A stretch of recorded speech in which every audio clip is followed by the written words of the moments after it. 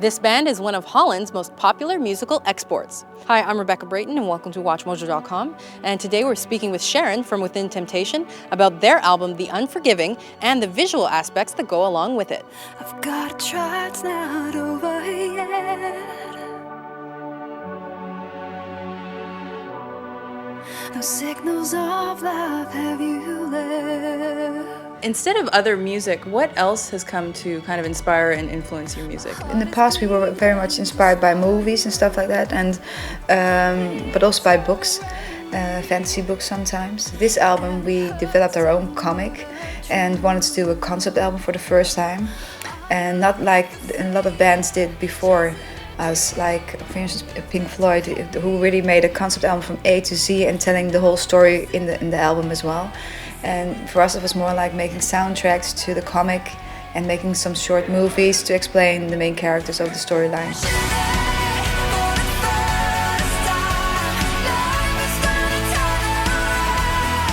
What was the writing and recording process like? We already started writing some songs before the story was finished, and it was developed while we were writing, but we didn't make the lyrics.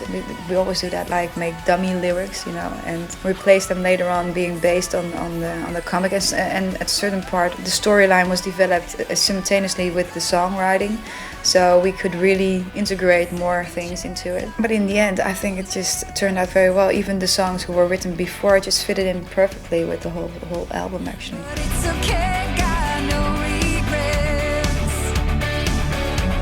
Why did you guys find it important to combine visual aspects with the musical aspects of this album? Well, we are a band who has always tried to put something special on stage as well, just on the album. You know, it's like we want to have a full concept. And for us, the visual part is just as important as the music itself. And of course, the music is the basic, of course. That's where it all starts. We grew up with reading comics when we were kids. And because this album was really like inspired by the 80s, a lot of 80s bands that we liked. And we felt like maybe go a little bit further that road and also develop this comic, which is typically something from the 80s.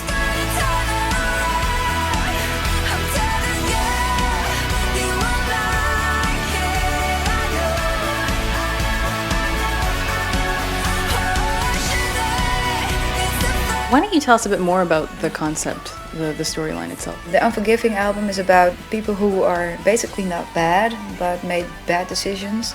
They get a second chance in life and to turn their destiny around. But they have to do, that's a little bit the question mark, and the nice thing about the story, we think, is like they have to do something bad to get a good result. You know, there's like a gray area, what is good and what is bad, and who decides what's good. And that's a little bit the main question behind the storyline, and that's of course for everybody something different. Now you're crossing the borders, seeing tomorrow, but you're not afraid. Obviously, you're often compared to other female-fronted bands, no matter how different you actually sound. Are you kind of getting sick of these comparisons? It's inevitable. So you know, you can make a fuss about it, but you know, you're only gonna have yourself with it.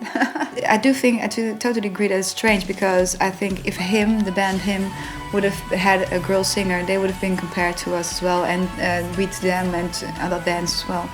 But because of the fact that we're all girls, we get, yeah, you know, it's really a little bit ridiculous, but you know, whatever. It's a good attitude.